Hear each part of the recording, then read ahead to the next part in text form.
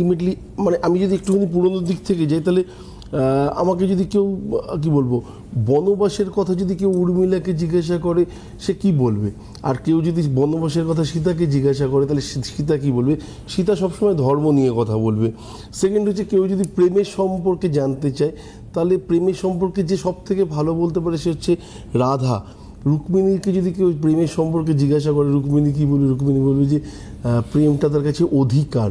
তো ডিফারেন্স হচ্ছে এটা, মানে মেন ব্যাপার। সেবার কথা যদি কেউ জিজ্ঞাসা করে, সেবাটা কী জিনিস, তাহলে সেটা যদি শ্রবণ কুমারকে জিজ্ঞাসা করে, তার কাছে আনন্দ হতে পারে না, তার কাছে একটা মানে কী বলবো পার্ট, তার কাছে লাইফের একটা পার্ট। আবার সেবাটাই যদি হনুমানজিকে জিজ্ঞাসা করা হয়, সেবাজিটা হচ্ছে তার কাছে আনন্দ, মানে আনন্দই কেবলম। তো এইটা একটা ব্যাপার। যদি কেউ বলে যে বিষের মাহাত্ম্য কী, বিষের মাহাত্ম্য যদি জিজ্ঞাসা করতে হয়, আমার মনে হয় শিবজিকে জিজ্ঞাসা করা উচিত।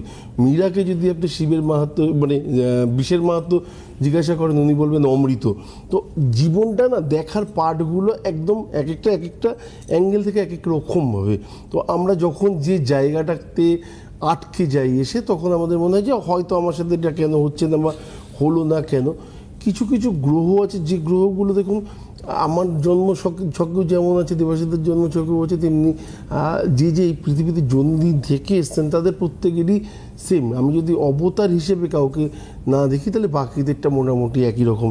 তো মেন ব্যাপার হচ্ছে যে আজকে আমাদের কাছে যদি চোখ বন্ধ করি, একটা নাম খুব তাড়াতাড়ি ভেসে ওঠে খেলোয়াড়দের মধ্যে, সচিন তেন্ডুলকর।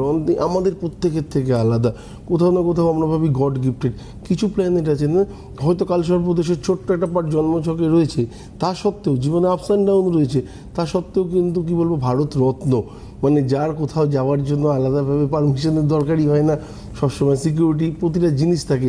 এবং এই ছোট্ট কালসর্প কেন, এর থেকে অনেক বড় কালসর্প মানুষের জীবনে তাকে দেখা গেল সে কালকের দিনটা কি হবে তাকে ভাবতে হচ্ছে। তো ডিফারেন্স হচ্ছে আমার মনে হয় কিছু কিছু জায়গা, এবং নিজেকে যদি এই জায়গাগুলো থেকে চেঞ্জ করতে হয়, আমার মনে হয় সব থেকে দামি গ্রহ হচ্ছে আমাদের লাইফে বুধ। যদি এই বুধ ভালো না হয়, তাহলে আপনি যদি কোনো কারণে কন্টিনিউ অকথ্য ভাষায় কথা বলেন, বা এমন কিছু কথা বলেন, বা ক্রোধের থেকে কোনো গালির উৎপন্ন হয়, মানে রেগে গিয়ে খুব বাজে কথা আপনার মুখ থেকে উৎপন্ন হয়, আপনি জানবেন যে আপনার আগামী দিন, আমরা একটা কাঙাল ওয়ার্ড আছে না, যেটা বলি যে খুব খারাপ কন্ডিশনে পৌঁছে যাওয়া, সেই জায়গাটাতে যদি পৌঁছাতে হয়, তাহলে পরে আপনাকে বুধকে জ্বালাতে হবে। আর এই ভাষা জ্ঞান সব সময় আপনাকে কি বলবো অন্যদের থেকে তো অবশ্যই আলাদা করছে। এবং আপনার এই বুধটাকে না, আপনি যখনই বাজে ভাষা বা বাজে কথা মুখ দিয়ে বলবেন, কিছু হোক বা না হোক, এই বুধটা কন্টিনিউয়াসলি জ্বলতে থাকে। কারণ বুধের কাজ হচ্ছে আপনার স্নায়ু, বুধের কাজ হচ্ছে আপনার ব্যবসা, বুধের কাজ হচ্ছে আপনাকে সঠিক পথে নিয়ে যাওয়া, চালনা করা।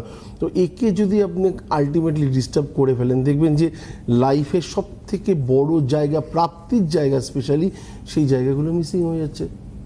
আচ্ছা, এরকমভাবে সব গ্রহেরই একটা সব গ্রহেরই কিছু কিছু আছে। এবং সব থেকে বড় কথা হচ্ছে, আমরা মানুষকে কি বলি, আমাদের মুখে মা সরস্বতী সবসময় বিরাজমান। সেই মুখে যদি আপনি কোনো কারণে বাজে কথা বলেন, এটা গুরুর মানে শাস্ত্রীয় জায়গা থেকে আমি বলছি, গরুর পুরাণ থেকে এসছে, যদি কোনো কারণে আপনি কোনো মানে মুখ থেকে খারাপ কথা মানে উচ্চারণও করেন না, তাহলে মা সরস্বতী সবার আগে রুষ্ট হন। তো শিক্ষার জায়গায় যদি আপনি কোনো কারণে পিছিয়ে পড়েন, আপনার মধ্যে যদি শিক্ষার অভাব থাকে, তাহলে আপনি বেশি দূর তো যাওয়ার কথা নয় আপনার। হ্যাঁ, অন্য উপায়ে আপনি গেলেন আলাদা ব্যাপার, সাপোর্ট নিয়ে কারোর এগুলো আলাদা কথা, কিন্তু আপনার যে ভালো জায়গাগুলো আছে সেগুলো টোটালটাই নষ্ট হবে।